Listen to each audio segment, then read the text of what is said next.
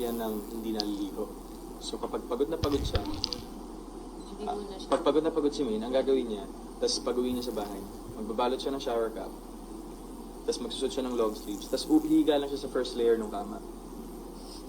Para wag madumihan yung Kasi sobrang OC siya sa bed. Eh, OC ka rin. Natutulog nang hindi nag-shower. Tapos minsan kapag sobrang late na ako nakauwi, kung wala na akong time mag-shower or sobrang pagod na, mag-wipes ako. So nakakatanggal ng 99.99% of germs. Kapag natulog nang hindi nag-shampoo, nang hindi naka-shower, naka-shower cap ako. So pag gising ko kinabukasan, pawis-pawis, di ba? Naliligo. So kapag pagod na pagod siya, Hindi muna siya. pag pagod na pagod si Maine, ang gagawin niya, tapos pag-uwi niya sa bahay, magbabalot siya ng shower cap, tapos magsusot siya ng long sleeves, tapos hihiga lang siya sa first layer ng kama. Para wag madumihan yung Kasi sobrang OC siya sa bed. Eh, OC ka rin. Natutulog nang hindi nag-shower. Tapos minsan kapag sobrang late na ako nakauwi, kung wala na akong time mag-shower or sobrang pagod na, mag-wipes ako. Welcome back mga kaaldab. Ito na naman po ang inyong lingkod, si Mr. Destiny. Storytelling na naman po tayo. Pero gaya ng sinabi ko mga kaaldab, mapapaisip naman po talaga kayo, di po ba? Bakit nga po ba alam na alam ni Alden Richards kapag umuuwi ng bahay si Maine? Bakit alam ni Alden Richards yung mga ginagawa ni Mengay? Ito yung ebidensya at resibo na magkasama nga po sila at talagang matagal ng kasal. Di po ba? Hindi naman po siguro sasabihin ng isang lalaki, gaya nga po na sinasabi ko sa inyo, hindi po yan gagawin ni Maine Mendoza na matutulog siyang kasama si Alden Richards. At bakit alam na alam po ni Alden Richards ang mga nangyayari at nagaganap nga po kay Maine Polkerson? Di po ba? Yan, alam niya sa totoo lang po yung interview na yan. Ang daming kinilig dyan. Ang dami nagtaka, ang dami nagulat. Pero wala eh. Sabi ko nga po sa inyo, ito yung panahon na hindi po talaga gaano kami, kumbaga hindi namin talaga to pinapansin. Totally. Para lang po sa kaalaman ninyo. Hindi po talaga yan. Never po namin pinansin yan. Never po namin, kumbaga, inintindihan. Hindi, para lang klaro, para lang po sa kaalaman ng lahat. Sabi ko nga po sa inyo, dito po sa channel ni Mr. Destiny, lahat po ng mga gusto nyo pong mapakinggan, mapanood. Di po ba? May point talaga mga kaaldab na mapapaisip kayo. May point talaga na 101%. Sinasabi ko lang po ito para lang klaro. Sinasabi ko lang po ito para po sa kaalaman ng lahat. Para po sa mga taong bumibisita at dumadaan sa channel natin. Ako hindi naman po ako namimilit eh. Lalo na nga po kapag ang pinag-uusapan natin ang Aldab Nation. Real talk to mga kaaldab. Kaya ako kampante lang, matatag. Hindi ako basta-basta nagpapatalo. Hindi ako agad basta-basta nagpapa-apekto.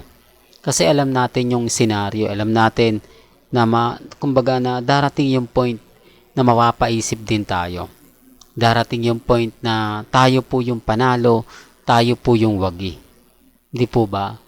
Bagamat marami silang sinasabi, maraming komento, wagi. Tayo naman po talaga yung panalo rito eh.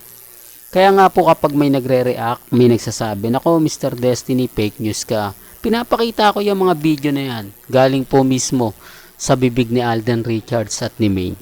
Pero bago natin ituloy itong magandang update natin, kung bago ka lang sa channel na to, at isa kang true-blooded Aldab Nation na nagmamahal kina Mengay at Isoy, tama po ang channel na pinuntahan mo, kaya consider na po kitang bagong subscriber. At wag mong kalimutang i-share ang mga video po natin sa mga mommies, sa mga titas, at sa mga senior. Remind ko lang po sa mga mommies, sa mga nagsasabing hindi daw po o fake news daw po yung mga binabalita o hindi po raw totoo yung mga sinasabi ko. Okay lang po yun. Wala pong problema. Ang sa akin lang naman po, kung ano yung mga napapanood ninyo, napapakinggan, nababasa, relax lang.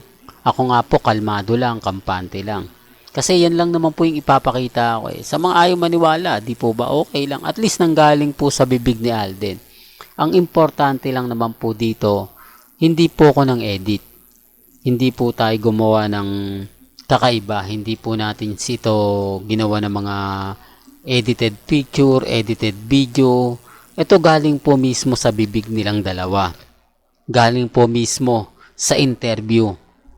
Kaya lang syempre matagal na to eh. Di po ba? Yun naman yung sasabihin nila. Hindi, matagal na yan, Mr. Destiny. Ano pa yan? 2017 pa yan. Marami na nagbago. Marami ng ano. Ang pinupunto ko po rito, yung mga sinasabihan tayo ng hindi totoo.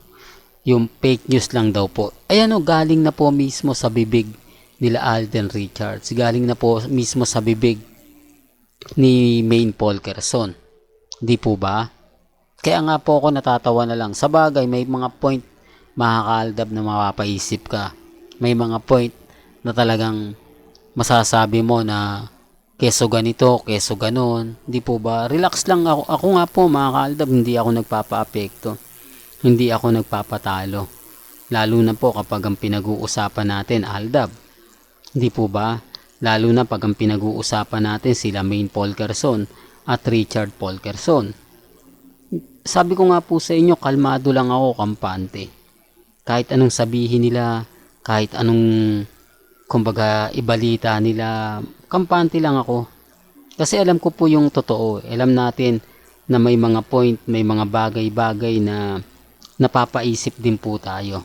May mga point na talagang kumbaga atin pa rin ang panalo. Kaya lang gaya ng pinapaliwanag ko, hindi po talaga natin po pwede pang ipilit sa mga taong ayaw. Kahit ano po kasing sabihin natin dito, kahit anong ipaliwanag natin dito, pagdating po sa kanila, bitter ako eh. Pagdating po sa kanila, naku, ayan, sino yan? Si Mr. Destiny. Fake news yan. Di po ba? Pero kapag pinaparinig ko po yung mga video na ganyan, kapag naririnig po nila yung mga bagay-bagay na ganyan, napapaisip po sila. Di po ba? Natatawa lang po ako yung iba nagko-komento. Alam nyo, tama naman yung sinasabi ni Mr. Destiny. May punto naman yung mga ina-update ni Mr. Destiny. Hindi lang talaga nila matanggap. Hindi lang talaga nila gusto yung mga sinasabi. Hindi lang nila gusto yung mga nangyayari. Remind ko lang po sa mga mamis. Remind ko lang po sa mga titas, sa mga senyor, sa mga nagsasabi na, nako Mr. Destiny, move on na kayo. Ayan, galing po mismo sa bibig ni Mengay. Galing po mismo sa bibig ni Alden. Gawain nga po ba yan na magkaibigan lang? Well, bahala na po kayo kung ano po sa palagay ninyo.